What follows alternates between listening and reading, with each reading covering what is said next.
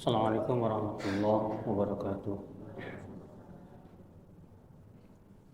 Innal hamdalillah nahmaduhu wa nasta'inuhu wa nastaghfiruh wa na'udzu billahi min shururi anfusina wa min sayyiati a'malina. May yahdihillahu fala mudilla lahu wa man yudlil fala hadiya lahu. Asyhadu an la ilaha illallah wahdahu la syarika lahu wa asyhadu anna Muhammadan abduhu wa rasuluh. Qala Allah Ta'ala fi kitabihil karim, ya ayyuhallazina amanu taqullaha haqqa tuqatih wa la tamutunna illa wa antum muslimun, amma ba'd. Kita lanjutkan ibu-ibu sekalian. Sekarang hadis yang ke-99 ya. Ke-98. Hah? 98. An Aisyah radhiyallahu anha anna Nabiyya sallallahu alaihi wasallam kana yaqumu minal lail hatta tatafattara qadamah. Faqultu lahu lima tasna'u hadha ya Rasulullah wa qad ghafara Allahu laka ma taqaddama min dhanbika wa ma ta'akhkhar. Qal afala uhibbu an akuna 'abdan syakura. Muttafaqun alaih. Hadha lafzul Bukhari wa nahwu fi sahihain min riwayat al-Mughirah bin Syu'bah.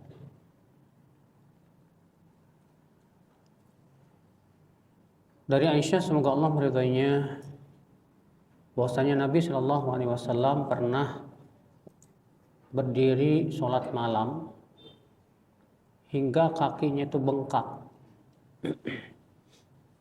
Jadi Nabi Shallallahu Alaihi Wasallam sholat malam itu saking panjangnya ibu-ibu sampai kakinya bengkak. Lalu aku bertanya kepada beliau, kenapa engkau lakukan ini ya Rasulullah? Bukankah Allah telah mengampuni dosamu yang telah lalu maupun yang akan datang? Maka Rasulullah SAW bersabda, tidakkah boleh aku menjadi hamba yang bersyukur? Muttafaqun alaih. Hadis ini ibu-ibu dan bapak sekalian, kita ambil faidah. Faedah yang pertama,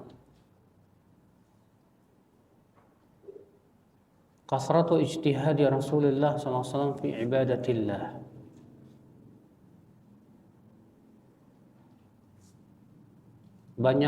Betapa banyaknya kesungguhan Rasulullah dalam beribadah kepada Allah Subhanahu wa Ta'ala. Padahal beliau sudah diampuni dosanya, padahal beliau sudah dijamin masuk surga. Tapi beliau tetap bersungguh-sungguh ya untuk beribadah kepada Allah. Sementara kita nggak ada jaminan surga, ibadahnya males-malesan. Iya. Itulah musibahnya kita ibu-ibu sekalian di zaman sekarang ya. Karena kita hatinya itu kurang menikmati ibadah masalahnya, Bu. Karena hati kita kurang menikmati ibadah, ya jadinya ibadahnya juga males-malesan. Sholat tahajud, ya, paling kuat juga paling setengah jam. Baca Quran, paling juga ya 1 lembar. Zikir paling kuat 5 menit. Tapi kalau nonton drakor berjam-jam. Hah? Enggak. Oh, alhamdulillah dong. Kalau ya Facebookan bisa lama. WhatsAppan bisa lama. Nah ini ibu-ibu sekalian ya. Maka dari itu setiap kita harus introspeksi diri ya tentang ibadah kita ini. Ya, selama ini kita ibadahnya gimana? Faedah selanjutnya, man an'amallahu alaihi bi ni'matin wa khassahu bi fadilatin yajibu alaihi syukruha. Siapa yang diberikan oleh Allah kenikmatan dan Allah khususkan ia dengan karunia keutamaan, hendaknya ia mensyukuri nikmat tersebut. Kalau kita dikasih nikmat, syukuri, Bu. Apalagi kalau nikmat itu nikmat hidayah. Kita dibukakan kepada kita pintu ketaatan aja luar biasa. Itu nikmat banget ya. Maka syukuri dengan cara istiqomah. Kita dijadikan oleh Allah semangat untuk duduk di majelis taklim aja, itu nikmat banget, Bu. Itu kenikmatan yang luar biasa. Maka syukuri dengan cara kita istiqomah untuk menuntut ilmu dan berusaha mengamalkan ilmu. Ketika kita diberikan oleh Allah kemudahan puasa sunnah, itu nikmat. Syukuri. Ya. Jangan sampai nikmat itu diambil lagi sama Allah tuh. Demikian pula nikmat-nikmat dunia. Ibu diberikan oleh Allah nikmat mobil. Syukuri, pakai itu mobil buat ketaatan. Ya. Pakai mobilnya buat pergi ngaji, buat nolong orang. Ya. Yang jelas semua kenikmatan hendaknya kita syukuri, apalagi itu kenikmatan hidayah. Ya. Faedah selanjutnya, yajibu an takuna ni'mah sababan li ziyadati syukri.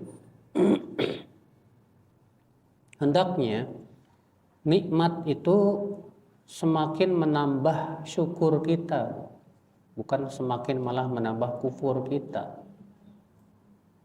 Ada orang semakin kaya, semakin somse, ya. Semakin sombong, semakin kaya, semakin seenaknya menjalankan perintah Allah.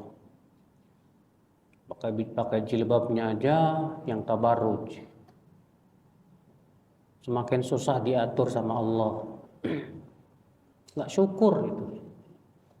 Itu tanda ya harta yang dia miliki itu tidak barokah.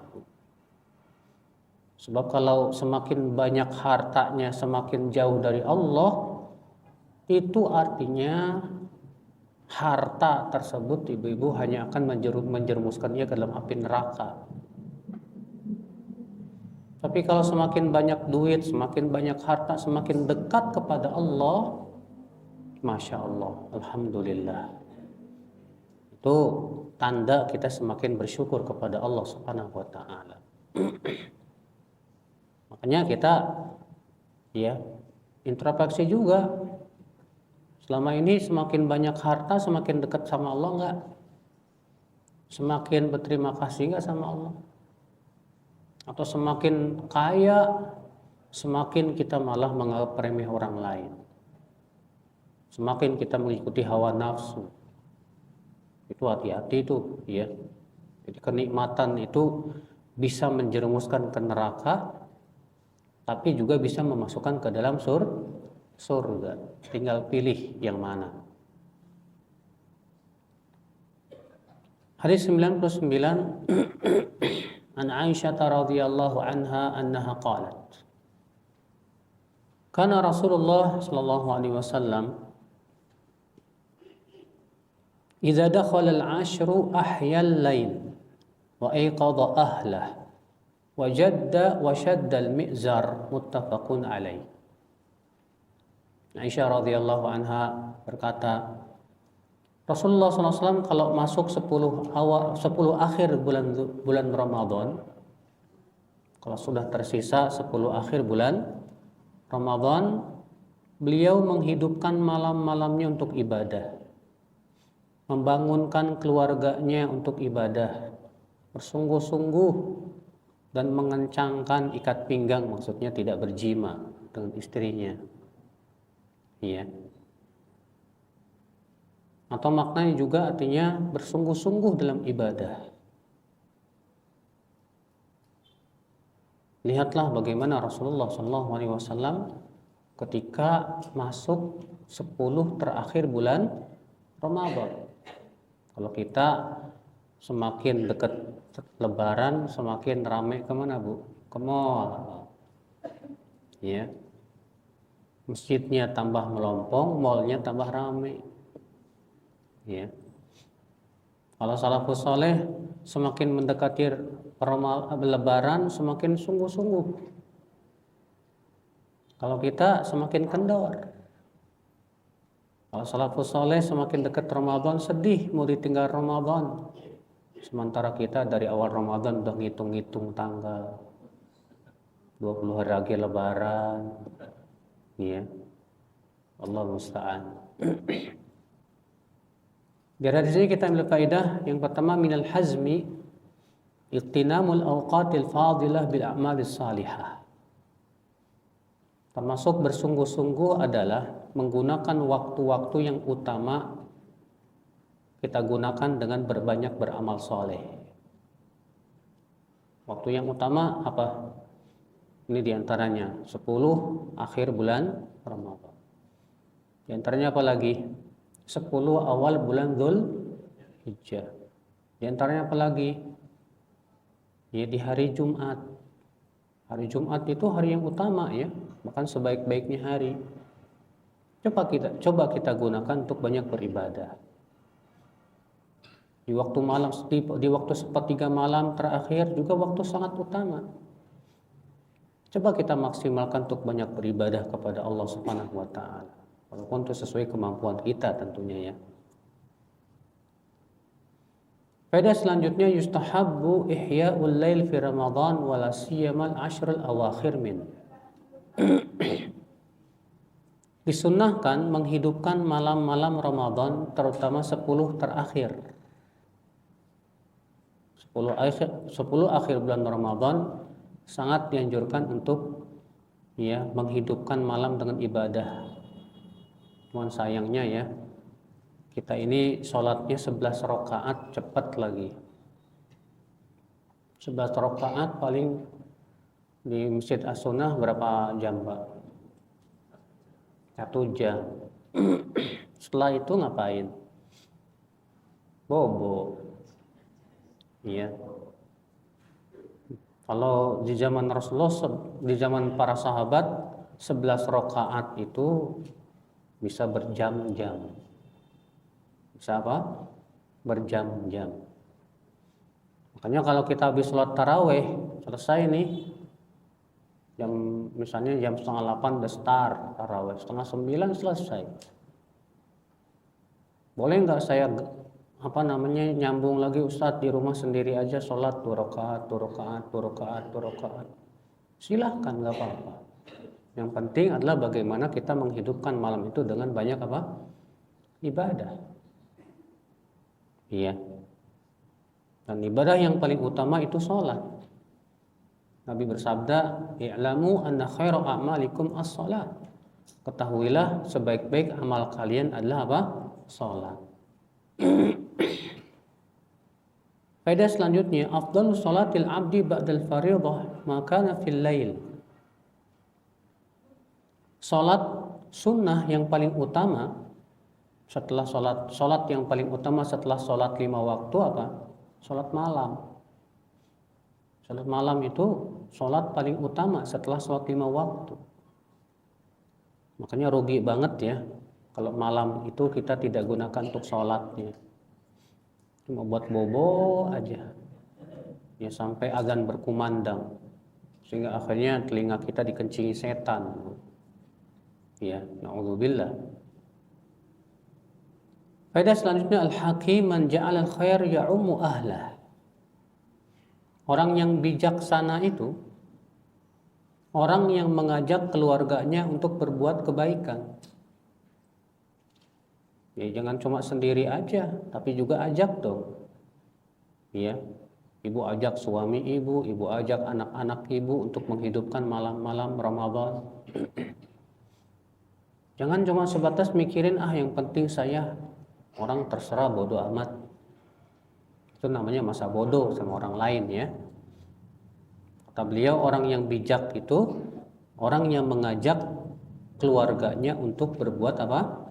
Kebaikan, beramal soleh. Faedah selanjutnya, yang bagi al abdi an yakuna harisan ala ahlihi bi amrihim bil ibadah. Selayaknya seorang hamba semangat untuk mengajak keluarganya beribadah. Seorang suami harusnya semangat ngajak istrinya ibadah. Seorang istri juga semangat ngajak suaminya apa? Ibadah. Cuma masalahnya terkadang yang diajaknya itu yang nggak mau gitu. Istrinya udah bangunin suaminya, mas sholat tahajud, nanti aja lah, gampang. Bangunin lagi nggak mau juga, iya. Terus gimana dong kalau suami nggak mau diajak, Ustadz? Tugas kamu cuma ngajak doang, bukan maksa. Kalau diajak nggak mau ya udah, ya. Kecuali kalau itu dalam ibadah yang sifatnya wajib. Kalau itu wajib harus kita ingetin, gitu. Harus kita paksa dia. Hadis selanjutnya, hadis 100. An Abi Hurairah radhiyallahu anhu qala qala Rasulullah sallallahu alaihi wasallam al-mu'minul qawiyyu khairun wa ahabbu ila Allah minal mu'minil dha'if wa fi kullin khair. Ihris ala ma yanfa'uk wasta'in billah wa la ta'jaz. Wa in asabaka syai'un fala taqul law anni fa'altu kana kadza wa kadza walakin qul qaddarallah wa ma syaa fa'al. Fa inna law taftahu amala syaitan. Mukmin yang kuat apanya, Bu? Kuat semuanya. Kuat imannya, kuat ibadahnya, kuat amal solehnya, kuat badannya, ya. Nabi mengatakan mukmin yang kuat lebih baik dan lebih dicintai oleh Allah dari mukmin yang lemah ibadahnya, lemah imannya, ya, lemah ilmunya. Wa fi kullin khair. Walaupun setiap mukmin itu ada kebaikannya. Ihris ala ma yanfa'u. Semangatlah kepada apa yang bermanfaat buat kamu. Ya, disuruh sama Nabi untuk semangat. Tapi semangatnya kepada apa? Semangat kepada hal-hal yang bermanfaat, Bu. Kalau kepada yang tidak ada manfaatnya jangan semangat. Wasta'in billah, dan minta tolonglah kepada Allah. Artinya ketika kita melakukan perkara yang bermanfaat, minta tolong supaya Allah mudahkan. Wala ta'jaz, dan jangan lemah. Jangan apa? Jangan lemah dalam melakukan hal-hal yang bermanfaat itu. Sungguh-sungguh kamu. Jangan malas-malesan. Wa in asabaka syai'un fala taqul. Dan apabila ada sesuatu yang menimpa kamu, musibah, ya, jangan sekali-kali kamu berkata begini, andai aku melakukan perbuatan, tentu tidak akan terjadi begini dan begitu. Tapi katakan, qaddarallah wa ma syaa fa'al. Semua sudah takdir Allah. Dan apa yang Allah kehendaki pasti Allah lakukan. Fa inna law taftahu amala syaitan, karena ucapan lau seandainya saat itu bisa membuka pintu apa? Setan. Hadis ini ibu-ibu kita ambil faidah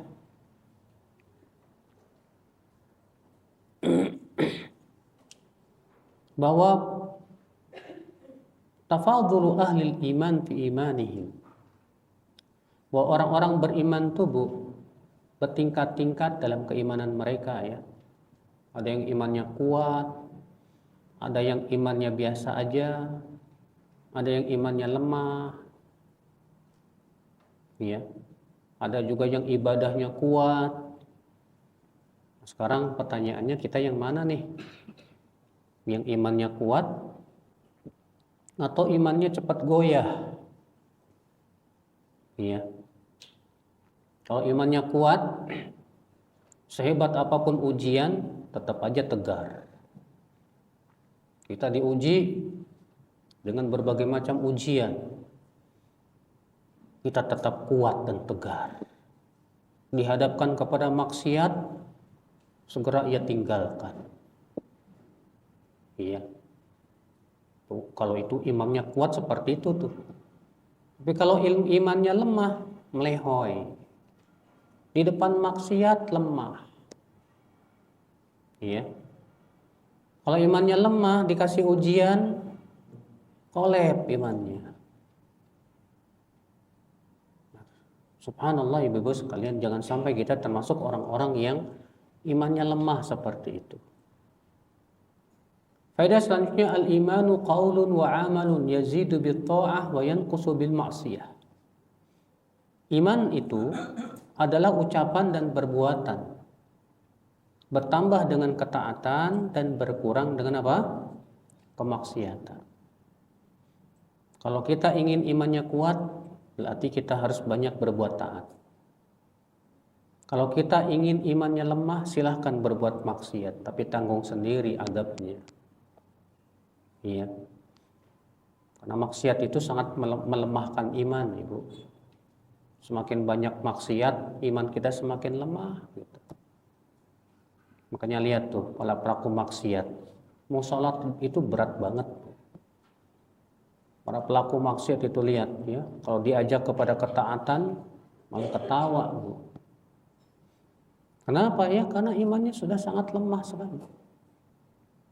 Sehingga akhirnya ketaatan itu sesuatu yang merupakan beban dalam hidup mereka itu. Tapi kalau orang yang imannya kuat, ketaatan itu jadi kenikmatan, Bu. Kenapa? Justru dia menikmati ketaatan. Dia menganggap ketaatan itu tidak bisa dibandingkan dengan apapun juga. Ya. Faedah selanjutnya, yang bagi alal mu'min an yujahida nafsahu liyablugha darajatal mu'minin al-aqwiya al-kummal. Selayaknya seorang mukmin itu berjihad, bersungguh-sungguh agar sampai kepada derajat mukmin yang kuat. Agar sampai pada derajat mukmin yang apa? Yang kuat. Kalau teman ibu kuat ya, bisa ngapalin Arba'in Nawawiyah. Saya kok nggak bisa ya. Padahal IQ saya lebih tinggi dari dia. Sebetulnya bukan masalah IQ-nya, Bu. Kitanya aja yang malas, yang lemah. Ya. Si fulan, Masya Allah, sekarang bisa bahasa Arab. Kuat dia menghadapi berbagai macam tantangan dalam belajar bahasa Arab.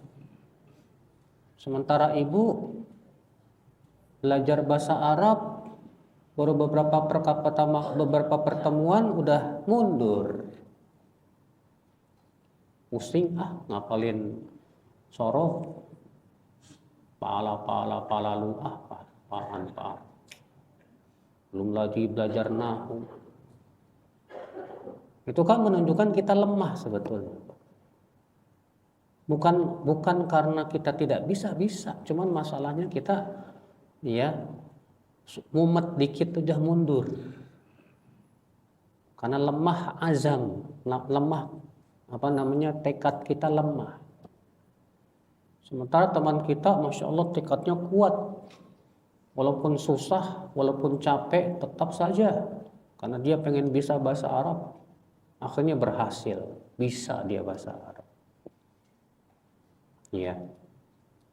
Nah itu ibu-ibu sekalian. Makanya kekuatan kita itu bisa kita lihat ketika melihat ada orang yang lebih kuat dari kita.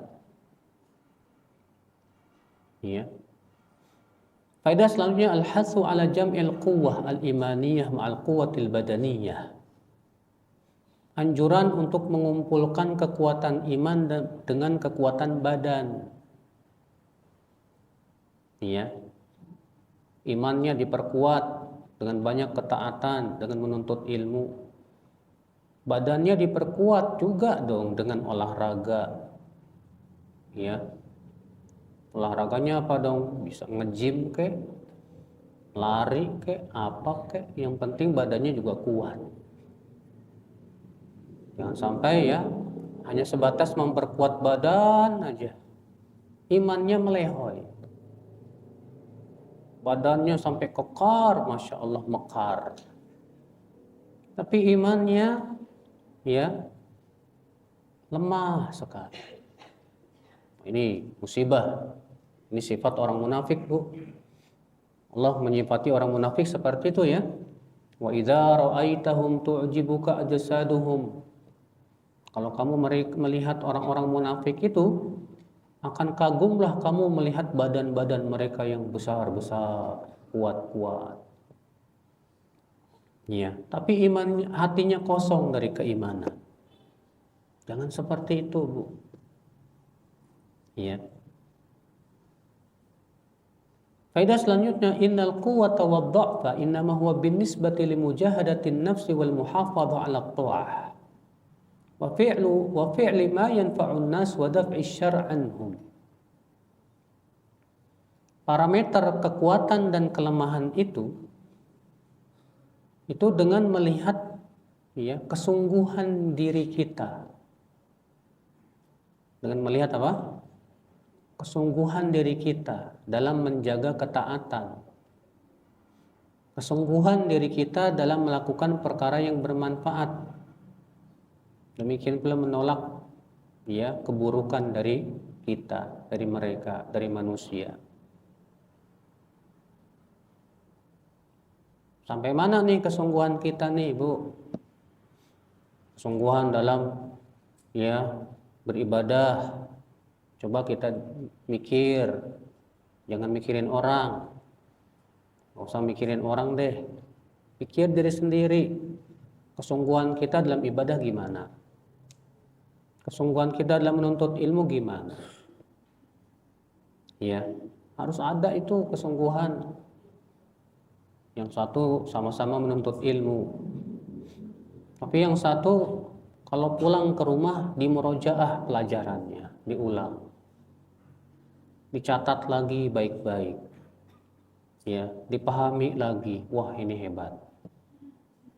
Yang satu lagi pulang ke rumah udah selesai, ya, bukunya disimpan baik-baik.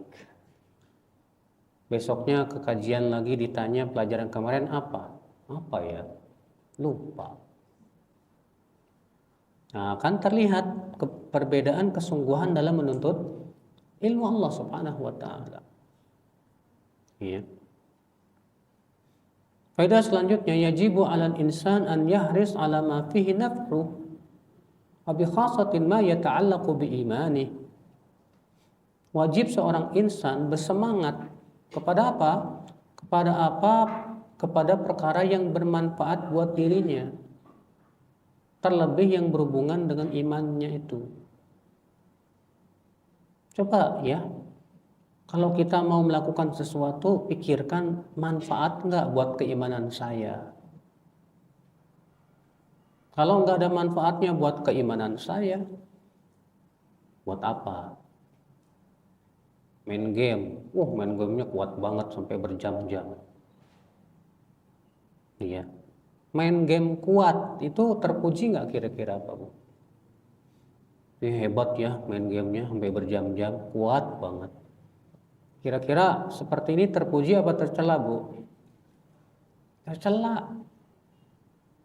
Tapi kalau Ibu lihat ada orang yang ibadahnya berjam-jam kuat, Masya Allah, terpuji.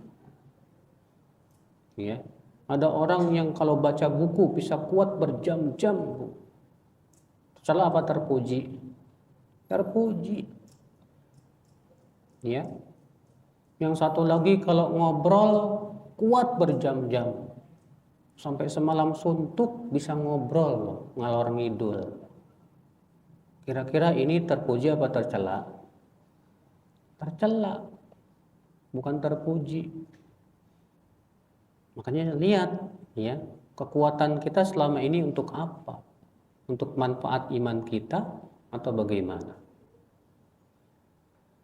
Faedah selanjutnya irsyadun ila dawa inda wuqu'il maqdur. Wa dzalika bitaslimi li amrillah wa ridha bi qada'ihi wa qadarihi. Wal i'rad 'anil iltifati lima madha fa inna dzalika ya'ulu ila khusran. Wa dzalika bi qawli qaddarallahu ma syaa fa'al. Bimbingan kepada obat saat ditimpa musibah. Ketika kita ditimpa musibah, caranya gimana dong obatnya? Yaitu dengan menyerahkan urusan kita kepada siapa? Allah. Berusaha ridho dengan takdir yang sudah Allah berikan. Dan jangan kita memikir-mikirkan yang lalu. Ya, gak usah kita berkata, aduh, ada ikan waktu itu saya nggak begitu. Tentu tidak akan terjadi seperti ini. Gak usah. Kenapa? Karena yang seperti itu hanya akan menimbulkan apa, Bu? Ya, penyesalan. Yang akhirnya tidak ridho dengan ketentuan Allah Subhanahu wa taala. Udah, kita ucapkan aja qadarullah. Semua sudah takdir.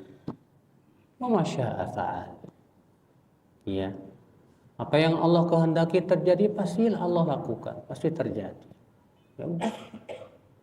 Kita serahkan semuanya kepada Allah, kita ridho dengan ketentuan Allah, kita yakin bahwa di situ pasti ada kebaikan, ya. Dan kita berharap mudah-mudahan Allah mengganti dengan yang lebih baik, ya. Faedah selanjutnya an-nadam 'ala ma fata la yu'iduhu wa 'ala al-insan an yajtahida fi ta'widhihi bir-ridha bima qadara Allah wal izdiyad fi ta'atil qadimah. Menyesali sesuatu yang telah berlalu itu tidak akan menyebabkan sesuatu itu akan kembali lagi. Enggak. Menyesali sesuatu yang telah terluput itu tidak akan mengembalikannya, Bu. Karena enggak mungkin kembali, kewajiban kita apa dong? Ya kita kewajiban kita bagaimana supaya diganti dengan yang lebih baik. Caranya gimana? Caranya dengan ridho, dengan takdir Allah. Kalau kita ridho dengan ketentuan Allah, Allah gantikan dengan yang lebih baik, itu pahala. Dan kita berusaha menambah ketaatan kepada Allah. Ya. Ini Bapak sekalian ya. Faedah selanjutnya an-nadam 'ala ma fata min ahabili syaitan. Yafsudu fiha qalbul insan fayahzinuhu. Menyesali yang terluput itu adalah tali-tali setan, ranjau-ranjau setan untuk merusak hati seorang insan. Supaya si insan ini ya tidak ridho dengan ketentuan Allah. Ya. Maka hati-hati, gak usah kita sesali. Udahlah takdir itu semua. Serahkan semuanya kepada Allah Subhanahu wa taala dan berusaha ridho. Gimana lagi, udah takdir. Ya. Faedah selanjutnya al-iman bil qadar khairihi wa syarrihi. Wa anna ma aradahu Allah kana la mu'aqqiba li hukmihi wa la radda li qada'ihi. Wajib beriman kepada takdir. Baik takdir itu baik ataupun buruk. Dan semua yang Allah inginkan terjadi pasti terjadi. Tidak akan ada yang bisa menolaknya. Iya. Makanya iman kepada takdir itu bikin hati kita tenang, tentram. Ya, udah takdir ya gimana lagi, ya udahlah. Kita sabar aja. Ridho dengan ketentuan Allah. Udah, kita nggak usah mikir-mikirin lagi. Yang kita pikirkan untuk kebaikan yang akan datang. Ataupun memikirkan yang sudah berlalu, ngapain? ya, membuat hati kita sempit aja biasanya. Hadis 101. Wa anhu anna Rasulullah sallallahu alaihi wasallam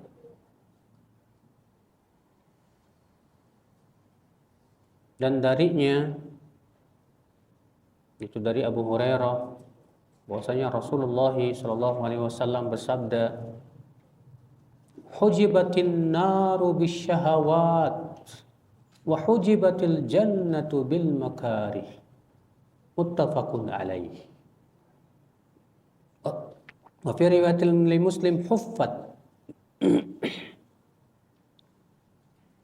Rasulullah SAW bersabda, neraka dikelilingi oleh syahwat dan surga dikelilingi oleh yang berat-berat. Masya Allah ya. Neraka dikelilingi oleh apa? Syahwat, artinya yang sesuai dengan syahwat kita, Bu. Zina sesuai syahwat nggak? Ya. Riba sesuai dengan syahwat nggak, Bu? Iya. Dan neraka itu memang dikelilingi oleh yang sesuai dengan syahwat.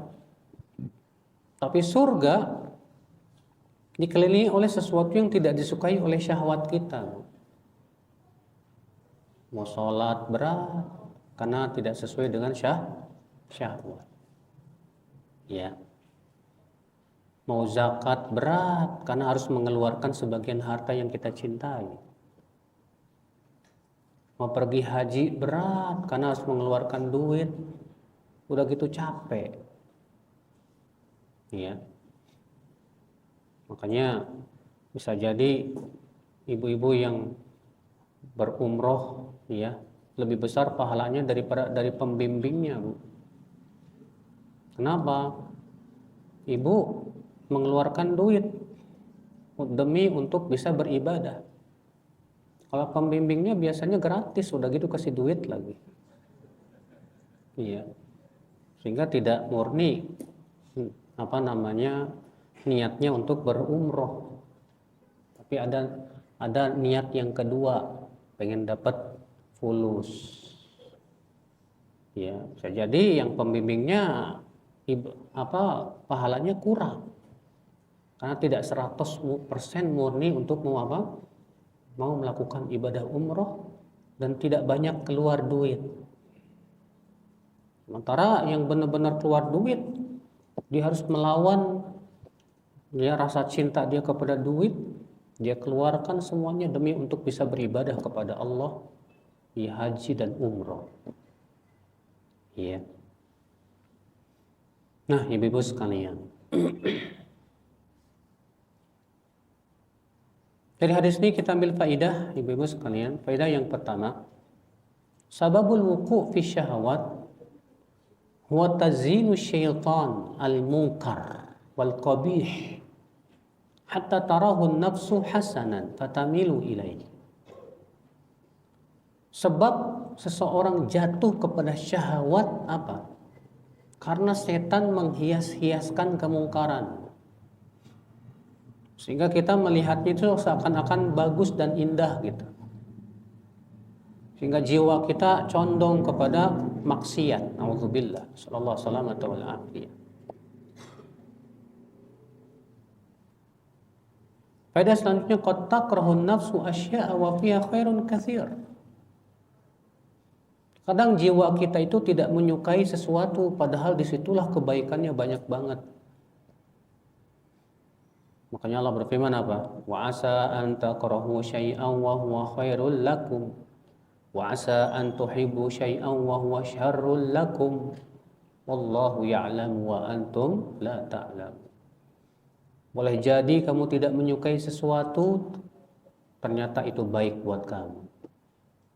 Boleh jadi kamu menyukai sesuatu, ternyata itu buruk buat kamu. Allah yang tahu, kamu tidak tahu. Iya. Memang subhanallah ya, perjuangan melawan hawa nafsu dan syahwat ini luar biasa, berat banget. Dan itu akan terus berlangsung sampai kita mati. Sampai nafas kita sudah tak menghembuskan lagi, itu perjuangan untuk melawan hawa nafsu dan syahwat akan terus. Dan itulah jihad yang agung. Kata Rasulullah SAW apa? Afdalul jihad antujahid nafsaka li ta'atillah. Jihad yang paling utama yaitu kamu menjihadi dirimu untuk menaati Allah. Itu yang berat sekali ya, menjihadi diri sendiri. Karena kita ini terkadang seringkali mengikuti keinginan yang terlarang. Iya. Pada selanjutnya la budda min mujahadati hawan nafs wa fitamiha an syahawatiha wa ma'lufatiha. Wajib berjihad melawan hawa nafsu itu. Dan jangan sampai kita asyik dengan syahwat kita. Jangan ngikutin syahwat melulu. Semua yang menjadi keinginan syahwat, tahan. Ya. Syahwat itu kan berhubungan dengan apa, Pak? Bu, banyak. Syahwat makan. Jadi kita tahan makan. Iya, jangan berlebih-lebihan. Syahwat kawin. Iya. Cukupkan dengan yang Allah halalkan. Jangan sampai syahwat itu ya diletakkan pada perkara yang haram. Syahwat harta. Cukupkan dengan yang halal. Syahwat kedudukan. Dan ini merupakan syahwat yang berat. Iya. Karena kedudukan itu manis, Pak, Bu. Menjadi ustadz kedudukan bukan? Itu kedudukan, Pak. Manis. Ibu jadi ketua yayasan kedudukan bukan? Kedudukan. Iya, manis. Maka hati-hati dengan kedudukan. Jangan sampai kedudukan itu menyebabkan kita apa? Masuk ke dalam api neraka. Na'udzubillah. Pada selanjutnya an-nar wal jannatu mawjudatan makhluqatan. Neraka dan surga itu sudah ada dan sudah diciptakan oleh Allah. Tidak seperti keyakinan kaum Jahmiyah. Kaum Jahmiyah mengikut Jahm bin Safwan yang sesat. Mereka mengatakan bahwa surga dan neraka itu belum ada sekarang. Surga dan neraka itu baru diciptakan oleh Allah nanti di hari kiamat, kata orang Jahmiyah. Kalau Ahlussunnah enggak. Ahlussunnah keyakinannya surga sudah ada sekarang, neraka sudah ada sekarang, sudah Allah ciptakan. Dari mana kamu tahu? Allah yang ngabarin. Mana dalilnya? Betapa banyak Al-Quran menyebutkan dengan fi'il madhi ya. U'iddat lil muttaqin. U'iddat lil muttaqin. Telah disediakan untuk orang yang bertakwa. Ketika Isra dan Mi'raj, Rasulullah pun diperlihatkan surga dan neraka. Pernah suatu ketika Rasulullah sedang berkumpul dengan para sahabatnya. Tiba-tiba terdengar suara dentuman. Kata Rasulullah, tahukah kalian suara dentuman apa ini? Tidak tahu, Allah dan Rasulnya lebih tahu. Kata Rasulullah, itu suara batu yang dilemparkan ke neraka 70 tahun yang lalu baru sampai ke keraknya sekarang. Itu menunjukkan neraka sudah ada, Ibu. Iya. Tempatnya di mana hanya Allah yang Maha tahu. Para ulama mengatakan surga di atas langit sana dan bumi di atas neraka di bawah bumi yang paling bawah. Hanya Allah yang Maha tahu. Kalau surga dan neraka sudah ada, pas hari kiamat ikut hancur enggak? Enggak, kata para ulama. Ya. Ketika hari kiamat terjadi, surga dan neraka tidak ikut hancur. Hadis berikutnya 102.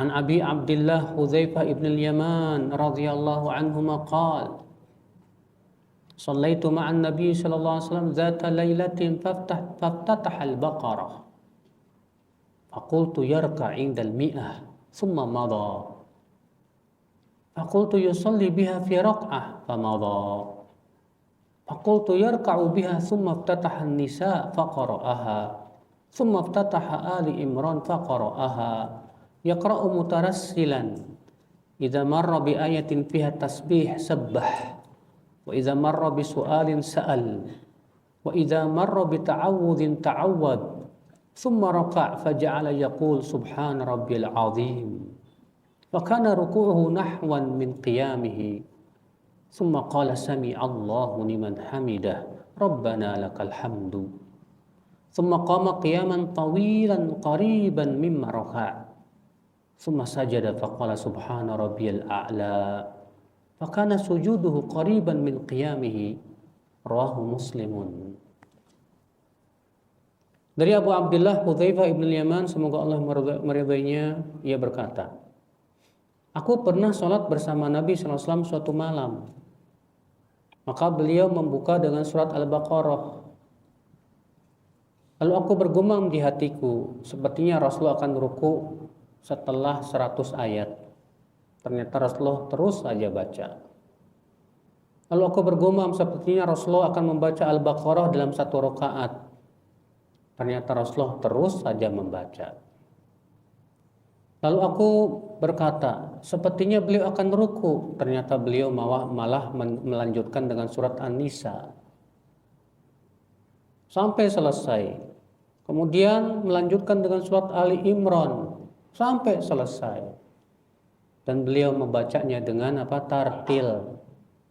Apabila melewati ayat yang ada padanya perintah untuk bertasbih, beliau bertasbih.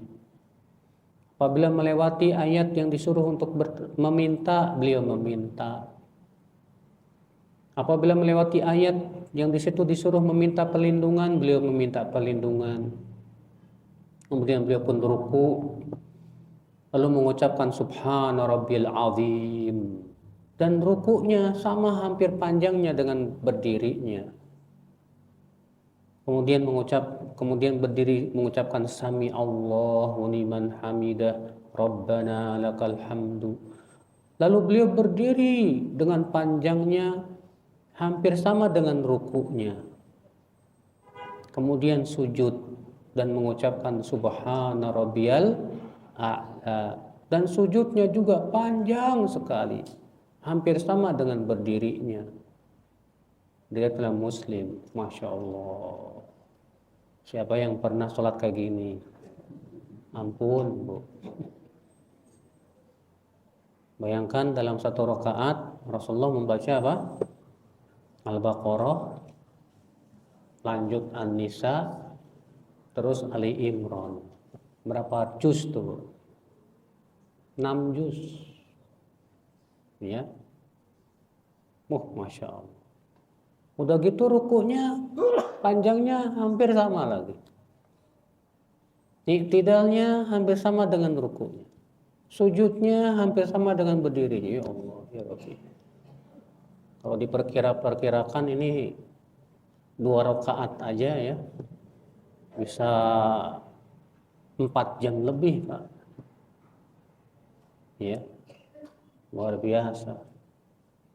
Salatnya Rasulullah Sallallahu alaihi wasallam.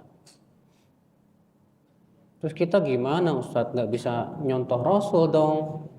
Berat banget. Tenang. Rasul bersabda, alaikum bima tutiqun.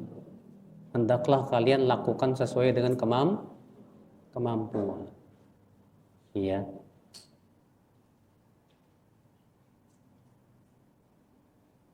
Ada nggak orang-orang zaman sekarang yang bisa melakukan? Ada ternyata. Syekh bin Baz pernah, beliau menceritakan, aku pernah sholat semalam suntuk. Dari habis Isya sampai mendekati subuh. Luar biasa. Iya. Kita mau boro-boro Setengah jam juga udah keleyang-keleyang. Hadis ini kita ambil faidah ibu-ibu. Yang pertama, jawazul iqtida fi sholatin nafilah wastihbabu tatwil qiyamil lail. Bolehnya kita berjamaah untuk sholat sunnah, itu sholat malam sekali-kali. Tapi Nabi pernah sholat malam bersama Hudzaifah, dalam hadis ini bersama Hudzaifah. Dalam riwayat Bukhari dan Muslim, Rasulullah pernah sholat malam bersama Ibnu Abbas. Waktu itu Ibnu Abbas nginep di rumah Rasulullah. Kemudian Rasulullah sholat, Ibnu Abbas pergi wudhu, langsung berdiri di sebelah kiri. Lalu sama Rasulullah diputer ke sebelah kanan. Sama baca ini juga, Al-Baqarah, Ali Imran, An-Nisa. Dalam hadis yang lain, Rasulullah pernah sholat bersama Abdullah bin Mas'ud. Sama membaca itu juga.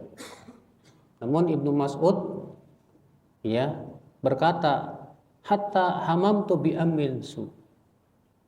Sampai-sampai waktu itu aku berniat buruk. Aku mau keluar aja. Ya, panjang banget, Masya Allah. Nah ini ibu-ibu dan bapak sekalian. Ini menunjukkan, Bu, disunahkan sholat malam itu secara panjang begitu. Makanya kenapa Rasulullah SAW tidak pernah ngajak-ngajak para sahabat, ayo kita tahajud berjamaah. Nggak pernah. Beliau hanya melakukan itu di bulan Ramadan. Itu pun cuma 3 malam. Kenapa Rasulullah tidak pernah mengajak-ngajak para sahabat untuk tahajud berjamaah? Karena masalah panjang sholat itu kemampuan orang beda-beda. Hatta Rasulullah tidak pernah mengajak istri-istrinya, ayo kita tahajud berjamaah. Nggak pernah. Pernah Rasulullah sholat dalam keadaan Aisyah tidur di hadapan Rasulullah SAW. Ketika beliau mau sujud, ditepaknya kaki Aisyah supaya dilipat sama Aisyah sujud. Ketika berdiri, diselonjorin lagi sama Aisyah. Ketika tersisa sholat witir, baru Rasulullah membangunkan Aisyah, disuruh sholat witir.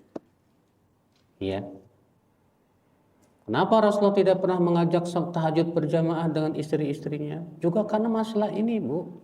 Kemampuan orang itu berbeda-beda. Mungkin ibu pengen sholatnya panjang, sementara suami bisanya cuma cepet. Atau sebaliknya. Faedah selanjutnya, jawazu qiraatil Qur'an ala ghairi tartibi suwaril mushaf. Bolehnya membaca Al-Quran, bolehnya dalam satu rakaat membaca beberapa surat dan tidak harus tertib. Satu rakaat membaca, di sini Nabi SAW satu rakaat membaca berapa surat? 3, Al-Baqarah, Ali Imran, dan An-Nisa. Dan sudah begitu nggak tertib lagi, kan harusnya Al-Baqarah, baru Ali Imran, baru An-Nisa. Di sini Nabi setelah Al-Baqarah langsung surat An-Nisa. Setelah An-Nisa baru surat Ali Imran. Maka kata Syekh Salim, berarti itu menunjukkan enggak tartib pun enggak apa-apa. Dan itu tidak makruh. Faedah selanjutnya, qiraatul Quran takunu bitadabburi li ayatihi wa fahmin li ma'anihi. Saat membaca Quran, hendaknya kita sambil mentadaburi. Karena kata Hudzaifah, kalau melewati ayat tasbih, beliau bertasbih. Kalau melewati ayat yang disuruh berdoa, beliau berdoa. Itu namanya mentadaburi. Dan mentadaburi itu lebih utama daripada sebatas baca aja, tapi nggak paham. Kenapa? Karena Allah yang menyuruh kita untuk mentadaburi Al-Quran. Allah berfirman, afala yatadabbaruna al-Quran. Tidakkah mereka mentadaburi Al-Quran? Gak masalah baca sambil mentadaburi, tapi cuma sedikit. itu jauh lebih baik daripada baca 1 juz tapi nggak ditadaburi, Pak. Iya. Faedah selanjutnya, jawazu du'aillah wa su'alihi athna'a qiraatil Qur'an. Saat kita membaca Al-Quran dalam sholat, boleh kita berdoa dan meminta kepada Allah. Ya.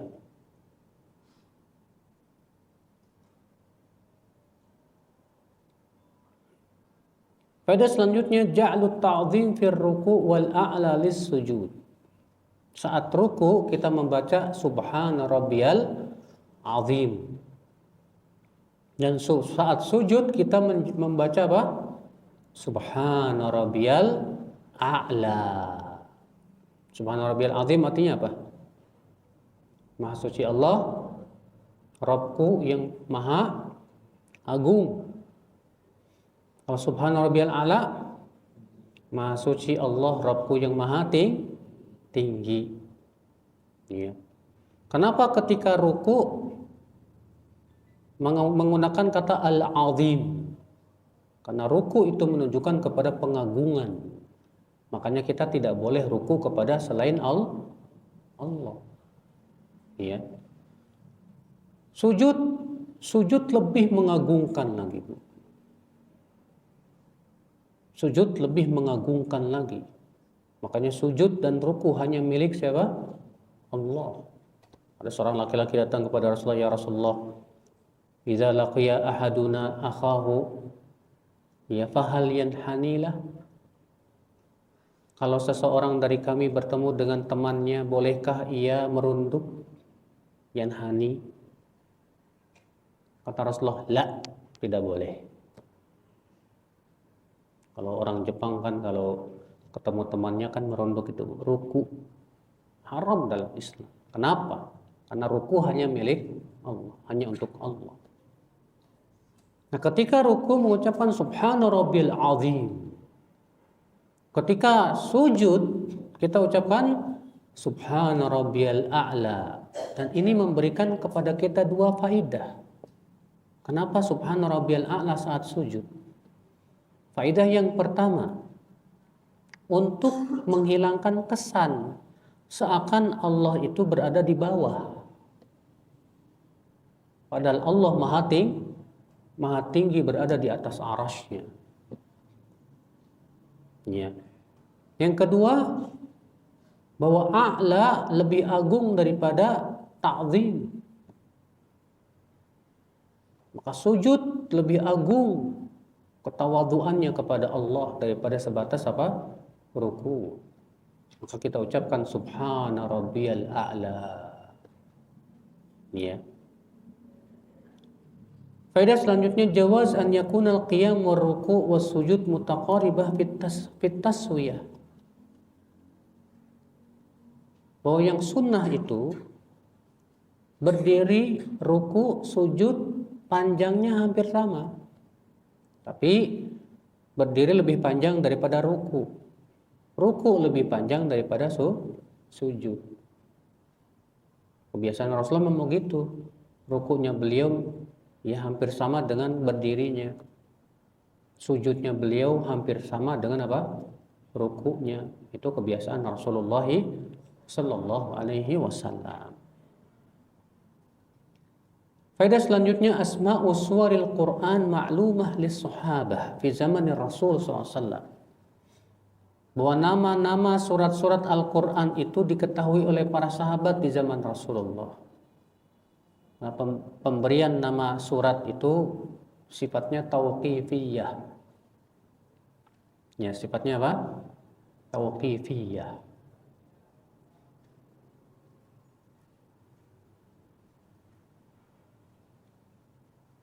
Faedah selanjutnya, ijtihadu Rasulullah SAW fil ibadah wa mujahadatuhu li nafsi fi ta'atillah.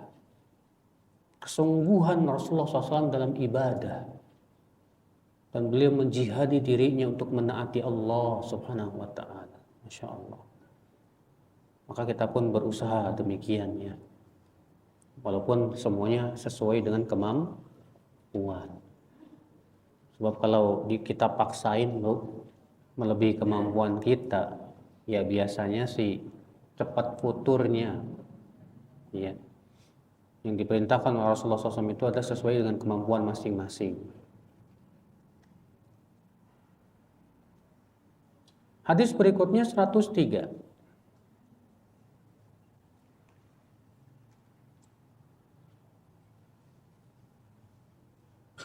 Man ibn Mas'ud radhiyallahu anhu qala shallaitu ma'an nabiy sallallahu alaihi wasallam lailatan fa atala al-qiyam hatta hamamtu bi amrin su. Qila wa ma hamamta bih? Qala hamamtu an ajlis wa ada'ahu. Muttafaqun alaih. Aku pernah sholat bersama Nabi SAW di suatu malam, dan beliau panjang banget berdirinya, sampai-sampai aku berniat buruk. Lalu ditanya, apa niat kamu? Aku mau duduk aja udah, meninggalkan Rasulullah SAW. Saking panjangnya Rasulullah SAW dalam sholat. Muttafaqun alaih.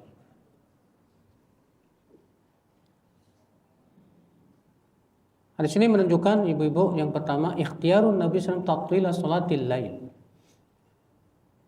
Nabi memilih untuk memanjangkan sholat malam, bukan memperbanyak jumlah rakaatnya. Tapi Nabi lebih memilih memanjangkan, walaupun jumlah rakaatnya sedikit, tapi panjang. Makanya ya ada pertanyaan, mana yang lebih utama Ustadz? Memperbanyak rakaat atau memperpanjang rakaat? Kalau panjang berarti otomatis rakaatnya sedikit. Kalau memperbanyak otomatis tidak panjang tapi banyak. Ini pernah dipertanyakan kepada Syekhul Islam Ibnu Taimiyah rahimahullah. Beliau mengatakan bahwa tidak bisa dimutlakan mana yang lebih utama. Akan tetapi itu disesuaikan dengan kemampuan masing-masing. Kalau kita keadaannya sedang pengen panjang dan hati kita pun merasa nikmat dengannya, panjangkan. Tapi ketika kita kalau panjang gak kuat, kita bisanya untuk memperpendek tapi dengan memperbanyak jumlah, silahkan, itu bisa lebih utama. Yang terpenting mengikuti keadaan diri kita dan hati kita, ya. Tapi tentunya yang Rasulullah SAW pilih karena memang beliau hatinya luar biasa, keimanan beliau, ketakwaan beliau, rasa takutnya kepada Allah, sehingga beliau pun memperpanjang sholat. Masya Allah. Iya. Kalau memang kita bisa seperti itu silahkan. Soalnya ibu, saya mau sholat 1 rakaat aja sholatnya witir, tapi 1 juz, silahkan, nggak apa-apa. Faedah selanjutnya, la ahad yuthiqu ma kana alaihi Rasulullah SAW fil ijtihad wa fil ibadah. Tidak ada seorang pun yang mampu melakukan seperti halnya Rasulullah dalam kesungguhan ibadah beliau. Sampai Ibnu Mas'ud saja berniat ingin keluar, saking panjangnya sholat Rasulullah Sallallahu Alaihi Wasallam. Faedah selanjutnya, alham fil khuruj minas shalah la yu'adu khurujan minha ma'lam yuqtaran biniyatin wa jazmin.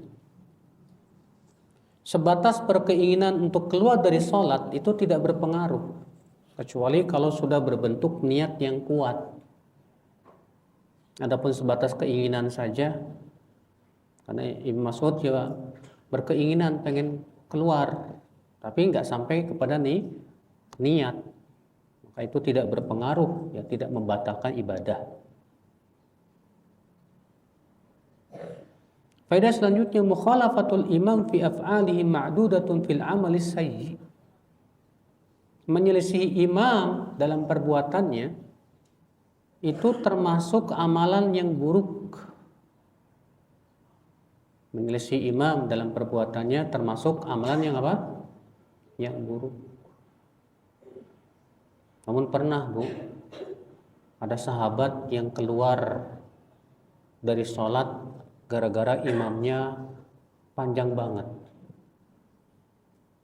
Dalam hadis yang sahih ya, pernah Mu'adz bin Jabal sholat isya mengimami orang-orang dengan baca surat Al-Baqarah.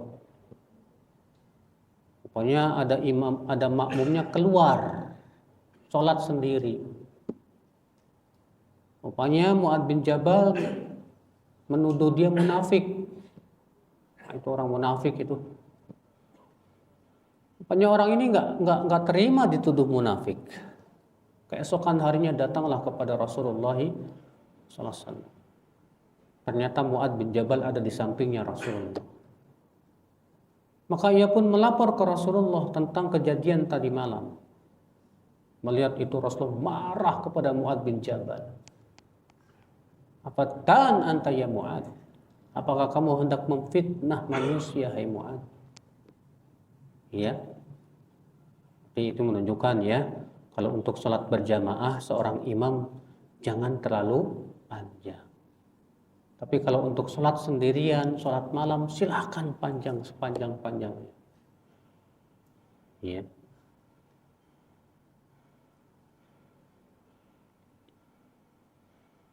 Faedah selanjutnya, man lam yafham kalam al-mutahaddits ala wajhi sahih yustahsan lahu su'al amma ghamudha min al-kalam. Siapa yang belum memahami ucapan seseorang dengan benar, lebih baik kita bertanya kepada dia. Apa maksudnya? Supaya kita tidak mereka-reka sendiri. Jangan-jangan maksudnya si fulan begini. Jangan-jangan setan masuk jadinya. Akhirnya kita jadi suudzon. Yang lebih baik gimana? Yang lebih baik kita tanya. Maksud ucapan kamu apa ya? Ya. Iya, ibu-ibu sekalian. Baik, saya kira cukup sampai di sini. Kita buka tanya jawab. Barangkali Bapak Ibu yang ada yang mau nanya.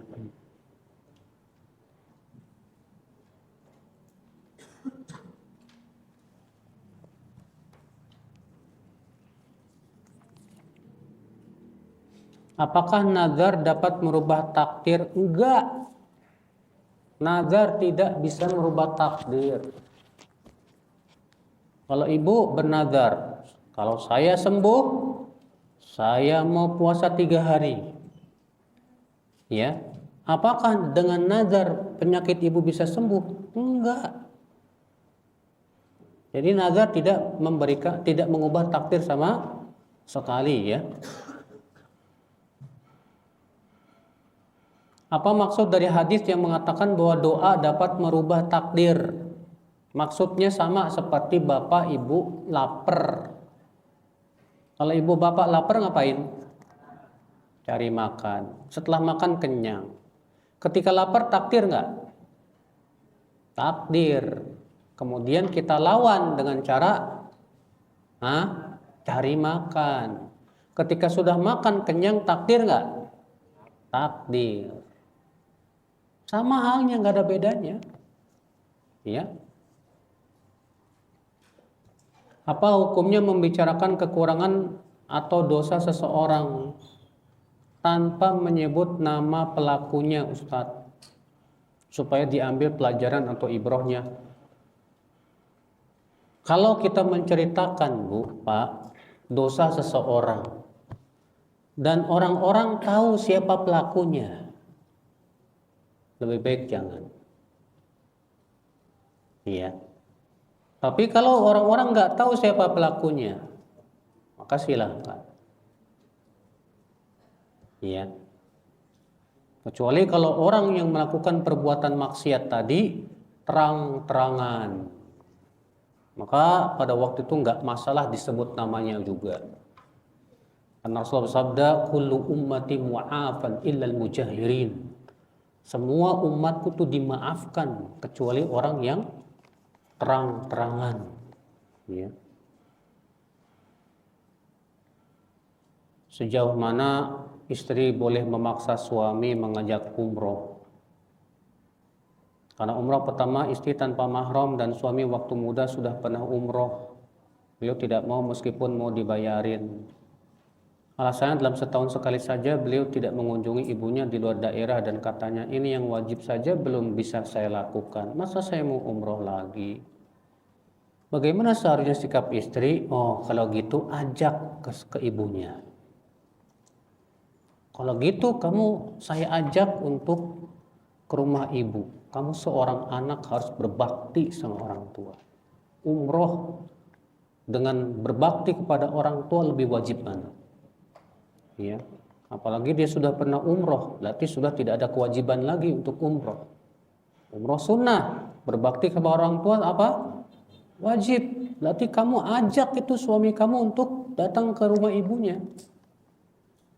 Sampai di rumah ibunya nasihatin, Bu. Anak kamu ini diajakin umroh nggak mau, malas, Bu. Tolong nasihatin. Atau sekalian ajakin ibunya. Ya buat umroh. Apakah termasuk kerugian dalam agama ketika kita kehilangan hafalan Al-Quran? Rugi banget. Ruginya apa? Ruginya derajat kita di surga itu ditentukan oleh hafalan Al-Quran. Ya. Allah berfirman kepada penghafal Quran, Iqra warattil kama kunta tarattil fid dunya. Iqra wartati warattil fa inna manzilataka fil jannah inda akhiri ayatin qara'taha. Baca, tartilkan, naik terus. Karena sesungguhnya derajatmu di surga di sisi ayat terakhir yang kamu hafal. Tuh, ya. Nah, kalau kita hafalannya hilang, gagal dapat derajat yang tinggi. Ya. Terus solusinya bagaimana Ustadz biar bisa bangkit lagi? Harus kita motivasi diri. Ya, motivasi diri dengan mengetahui membaca bagaimana keutamaan hafalan Al-Quran. Ya. Sering bergaul dengan para penghafal Quran yang semangat dalam menghafal Quran. Ya. Boleh enggak menerima makanan dan uang dari caleg? Sekarang sedang mempromosikan dirinya. Dia ngasih sama ibu karena ada udang di balik lempeye. Ya. Dan dia ngasih, kalau memang ngasihnya memang hadiah, nih hadiah.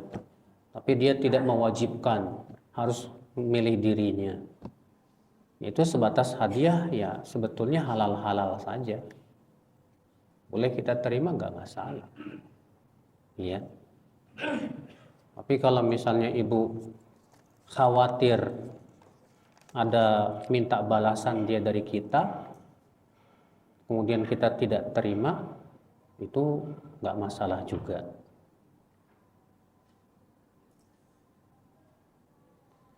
Tadi disampaikan bahwa nama-nama surat diketahui para sahabat. Maksudnya surat Al-Baqarah, surat An-Nisa, surat Ali Imran, surat Al-An'am. Para sahabat tahu itu. Ya. Tentunya diajarkan oleh Rasulullah sallallahu alaihi wasallam. Ada riwayat disebutkan bahwa Rasulullah mau sujud dengan membaca Subhanakallahumma Rabbana wa bihamdika Allahumma gfirli. Yaitu di akhir-akhir hayat beliau.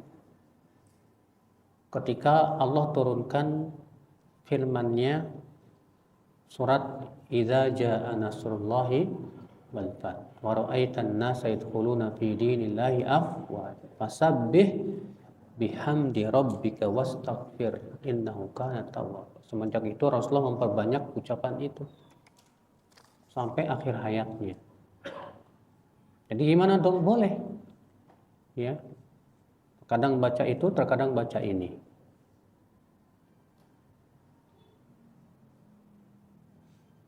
Cadar saat umroh harus dilepas.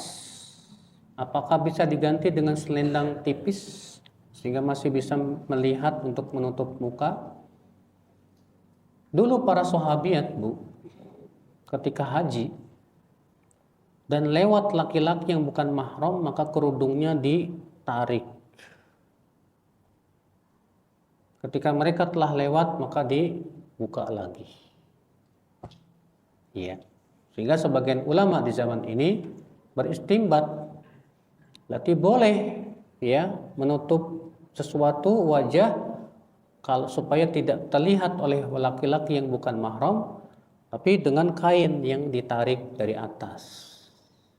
Ya, kalau misalnya itu berupa selendang misalnya ditarik dari atas, silahkan saja. Sebagian ulama beristimbat demikian. Sementara sebagian ulama lagi seperti Syekh Albani mengatakan tetap tidak boleh.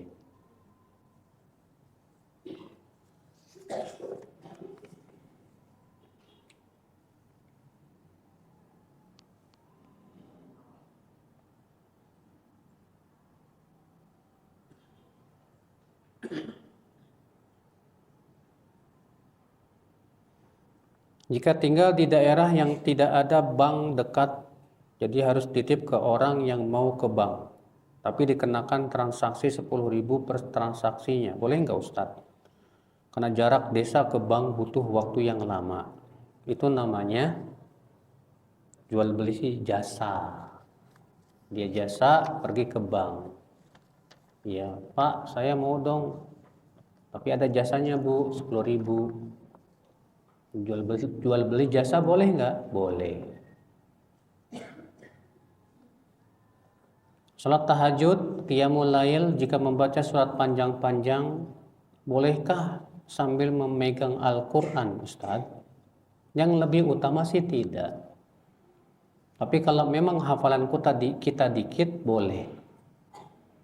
Ya, berdasarkan perbuatan Aisyah, di mana di bulan Ramadan, Aisyah diimami oleh hamba sahaya laki-laki, ya milik dia. Dan si hamba saya itu sambil membaca di mushaf.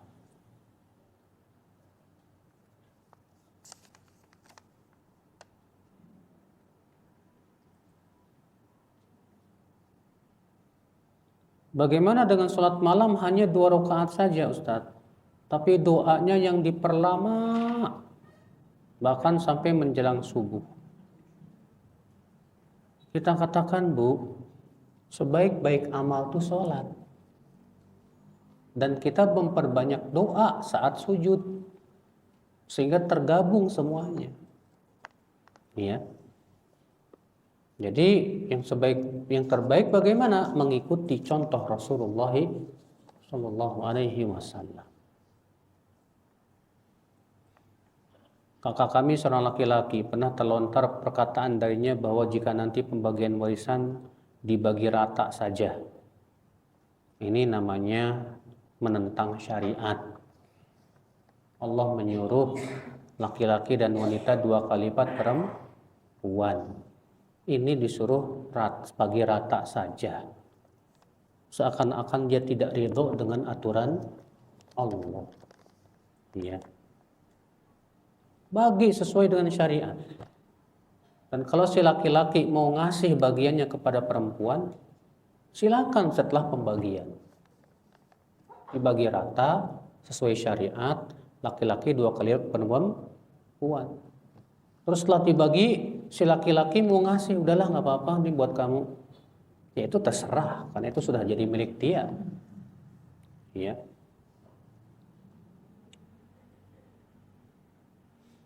Ada sepasang suami istri yang mana istrinya bekerja di luar negeri dan suami tidak bekerja dan selalu menyusahkan si istri. Ya Allah. Ya, suami nggak kerja, istrinya sampai ke luar negeri. Suami apaan nih? Ya. Selama istri tidak ada, si suami tidak pernah ada di rumah. Mereka masih tinggal di rumah keluarga bersama kakak dan adik. Yang harus dilakukan terhadap suami jika istri kembali ke tanah air? Bilang, Mas, yang wajib mencari nafkah itu kamu. Ya.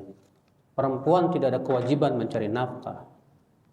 Dosa kamu di sisi Allah kalau kamu tidak bertanggung jawab. Dan istri punya hak untuk minta cerai kalau si suami nggak kerja dan nggak mau cari nafkah. Kan itu hak dia.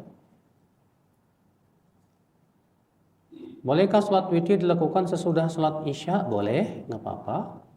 Namun yang paling utama di akhir malam jika kita yakin bisa melakukannya. Jika tertidur untuk melakukan sholat tahajud, bolehkah melakukannya di waktu duha? Pernah Rasulullah SAW tidak bisa sholat tahajud karena sakit. Akhirnya beliau menggantinya di waktu duha. Tapi ya digantinya dengan genap.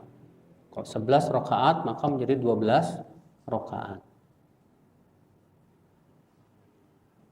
Pada usia saya yang sudah lansia, maka mana yang lebih bermanfaat untuk saya?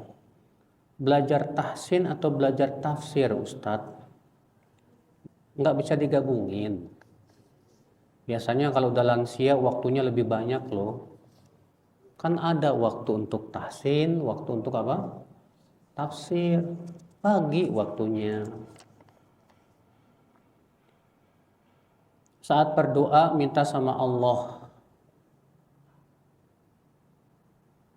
Apa ini? Saat berdoa minta sama Allah. Saat sholat, bolehkah dengan bahasa Indonesia? Boleh. Kalau memang nggak bisa bahasa Arab, dan itu pendapat yang paling kuat. Yang mengatakan tidak boleh, itu lemah pendapatnya. Iya. Kenapa? Karena Rasulullah menganjurkan kita untuk banyak berdoa. Dan Rasulullah tahu pasti umatnya ada yang tidak bisa bahasa Arab. Dan Allah berfirman, la yukallifullahu nafsan illa wus'aha. Bolehkah seorang anak menyerah dalam mengingatkan orang tuanya? Karena setiap kali diingatkan dan diajak, pasti selalu marah-marah dan bertengkar. Dan malah bilang kata-kata tercela kepada ibadah kita, bahkan kepada Allah. Ngeri ya, subhanallah. Mungkin yang memberi nasihat tidak harus kamu. Mungkin orang lain yang lebih dihormati oleh dia. Iya. Coba orang lain yang cari orang-orang yang memang sangat dihormati oleh dia untuk mengingatkan.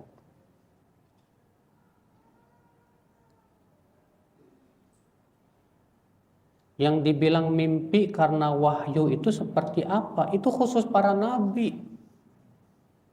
Ya. Karena para nabi itu mimpinya adalah wahyu. Kalau ibu pengen dapat wahyu harus jadi nabi. Gak bisa. Ya. Karena seringkali kalau mimpi anak suka mikir ini petunjuk apa godaan setan. Ya. Bukan wahyu, Ibu. Kalau manusia biasa kita mah bukan apa? Memang Rasulullah mengatakan mimpi ada 3. Mimpi dari Allah, mimpi dari setan, dan mimpi dari pikiran. Mimpi dari Allah biasanya mimpi yang kebaikan. Mimpi dari setan biasanya yang tak menakutkan. Dan mimpi dari pikiran biasanya karena banyak pikiran. Mikirin utang jadi mimpi. Ya. Apabila wanita haid selesai setelah asar, apakah harus melakukan sholat zuhur? Pendapat yang saya condong kepadanya, kalau dia selesainya dan bersihnya di waktu asar, cukup dia sholat asar saja. Tidak harus sholat apa? Zuhur.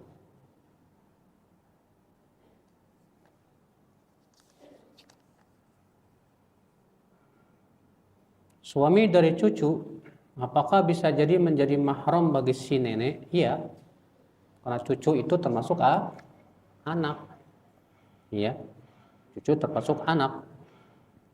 Maka suami cucu bisa mahram buat nenek.